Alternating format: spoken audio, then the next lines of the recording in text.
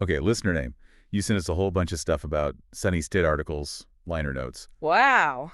It looks like you're going deep on saxophone history. Yeah. And I gotta say, it's a pretty good place to start. Yeah. Sonny Stitt, one of the masters of bebop, Absolutely. just incredibly prolific, influential, really pushed the boundaries of what you could do with the saxophone. You were absolutely right. And what's so interesting about Sonny Stitt's journey is that he didn't just master one saxophone, Right. but two alto and D tenor.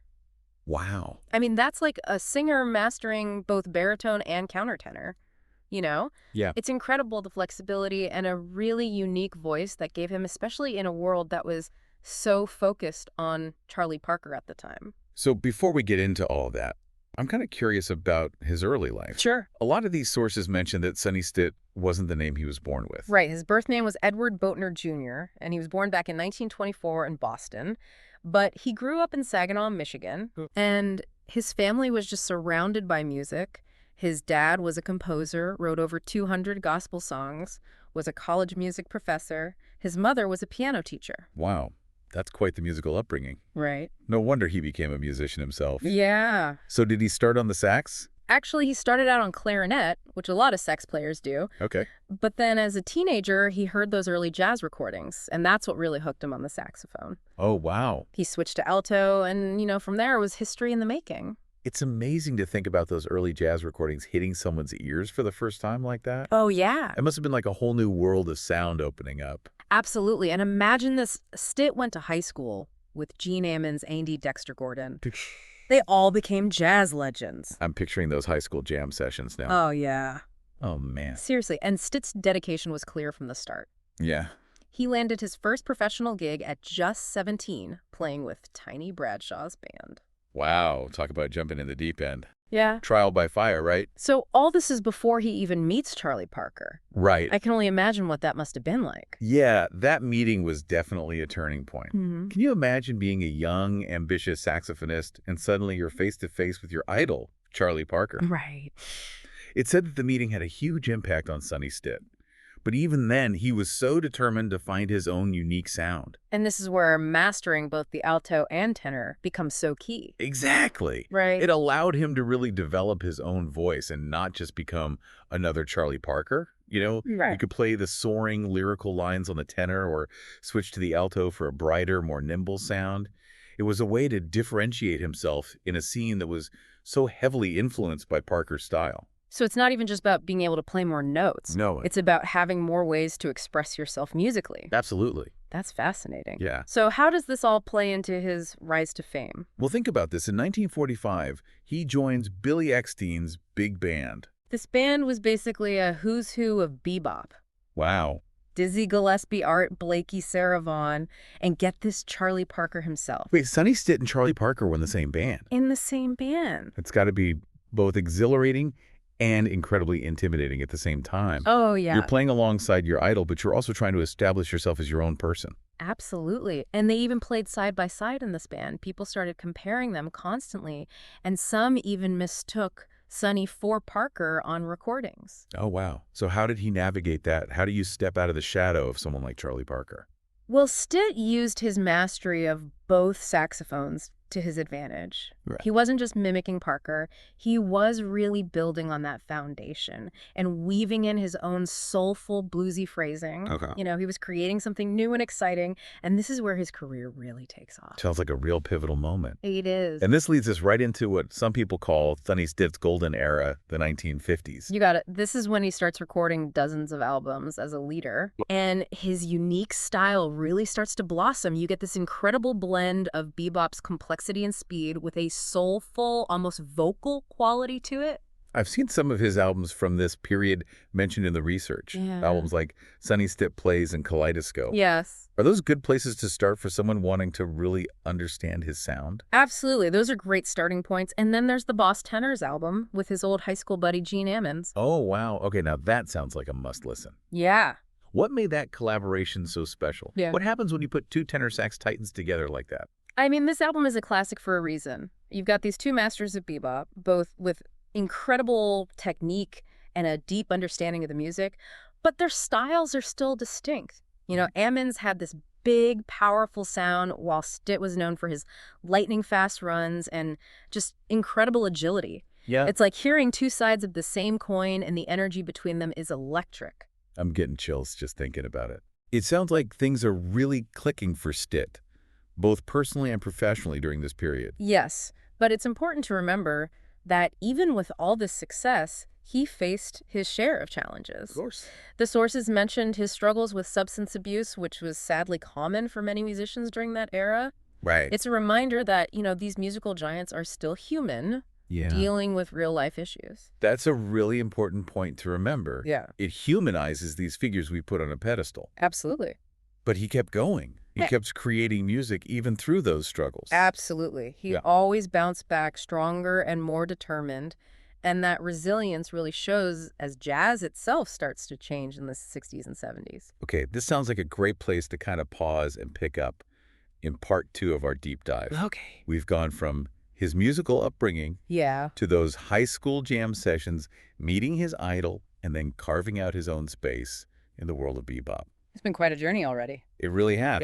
Yeah, and in part 2, we'll explore how Sonny Stitt navigated those changes in the jazz world and continued to push boundaries as a musician. So, listener name, make sure you join us for part 2, where we'll continue to unpack the amazing legacy of Sonny Stitt. Yeah, this is just the beginning. Yeah. Welcome back to our deep dive into the life and music of Sonny Stitt. When we left off, we were talking about how Sonny had established himself as a bebop master, but the world of jazz was changing around him. Right. Things are really shifting in the 60s and 70s. Yeah. Jazz was becoming more experimental, incorporating different influences. Yeah. New styles were emerging. Right. And I'm really curious to hear how Sonny Stitt, who was so rooted in bebop, Yeah. responded to all these changes. Right. Did he resist them? Did he try to stick to what he knew? Or What's fascinating is that Sonny Stitt didn't shy away from these new developments at all. He embraced them. He was never one to just rest on his laurels. He was constantly exploring, experimenting, searching for new sounds. And one example of that is that he started incorporating the electric organ into his groups. wow, the electric organ. Yeah, That seems like a pretty bold move for a bebop legend.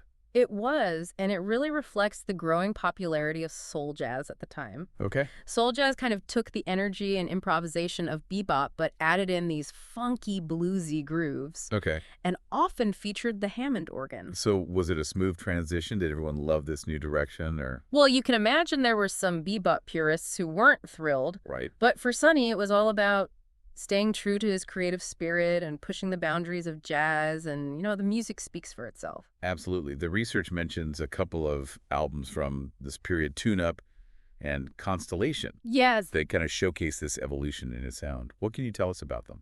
Well, Tune Up is a fantastic example of how he fused bebop with those soul jazz elements. The energy is infectious, the grooves are undeniable, and Sonny's playing is as fiery and precise as ever. And then you have Constellation, which is a bit more introspective and highlights his lyrical side with these gorgeous melodic solos. So even as jazz was changing around him, Right. Sonny Stitt was still very much Sonny Stitt. Yeah, It wasn't about abandoning who he was. It was about expanding his musical vocabulary. that's a great way to put it. He stayed true to his bebop roots, but he wasn't afraid to incorporate new ideas and find new ways to express himself.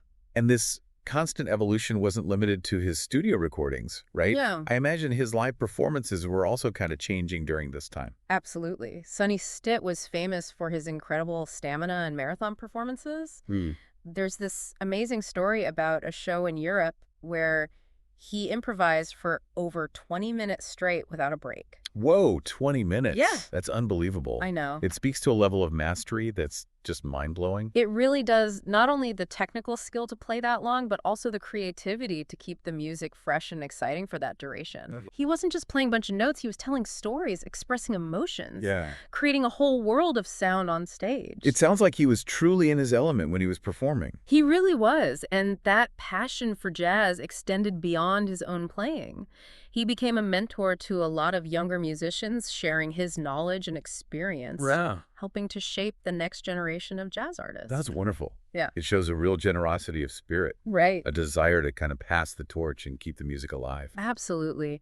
And his impact wasn't limited to the United States. Yeah. Sonny toured extensively in Europe and Japan, introducing bebop to new audiences all over the world. Wow. He was a true ambassador for So jazz. here we have Sonny Stitt, Uh, a musician who achieved incredible success, faced personal challenges, adapted to changing times, mentored others, and yeah. took his music to the world stage. It's quite a legacy. It really is. And in 1982, that legacy was celebrated with a huge tribute concert in his honor. Some of the biggest names in jazz came together to pay their respects and acknowledge his impact on the music. It was a real testament to the respect that he had earned from his peers. Sadly, that same year, he passed away from a heart attack at the relatively young age of 58. Yeah, it was a huge loss for the music world. It's a reminder that even these musical giants are mortal, and their time with us is precious. It is, but thankfully his recordings and compositions continue to inspire and influence musicians to this day. You know, listener name, I have to admit, I'm feeling a little overwhelmed right now. I bet. We've covered so much ground, his musical family, those high school jam sessions, meeting Charlie Parker mastering 2 saxophones, recording countless albums, those legendary live shows, his struggles and resilience, his willingness to embrace change, his mentorship, his global impact. It's a lot to take in. It is. Sonny Stitt lived a full life, both musically and personally. Yeah. And his story is a testament to the power of talent, hard work, and a never-ending desire to grow. So as we head into the final part of our deep dive, let's shift our focus a bit. Why should this listener, who's clearly interested in saxophone, care about Sonny Stitt's story? What makes him so relevant even today? That's the key question, and I think there are some really valuable takeaways from Sonny Stitt's life and career for any musician, especially saxophonists. Welcome back to our deep dive into the world of Sonny Stitt. We've been on quite a journey tracing his incredible career from those early days in Michigan all the way through his rise to fame and his evolution as a musician. Yeah, it's been amazing to see how he navigated all the changes happening in jazz while staying true to himself and always pushing those boundaries of what you can do with a sax. And now I'm really curious to hear what you think are the most important takeaways from Sonny Stitt's story, especially for our listener who's clearly passionate about the saxophone. Well, one of the biggest things that stands out to me is just his incredible work ethic. I mean, Sonny Stitt was dedicated to his craft. He practiced constantly. He pushed himself to improve. He didn't just rely on talent. He put in the hours. That's a message we hear a lot. But it's really inspiring to see it in action Oh, yeah. with someone like Sonny Stitt who reached those incredible heights. Absolutely. It's a good reminder that there's no shortcut to mastery. No. You got to put in the time and the effort. You got to put in the work. And then, of course, there's his mastery of both the alto and the tenor saxophones. Yes. That's something that really set him apart from other saxophonists. It did. You've mentioned that a few times now, and I have to admit, I'm really intrigued by this idea of mastering 2 different saxophones. Like, what did that allow him to do musically that he couldn't have done with just one?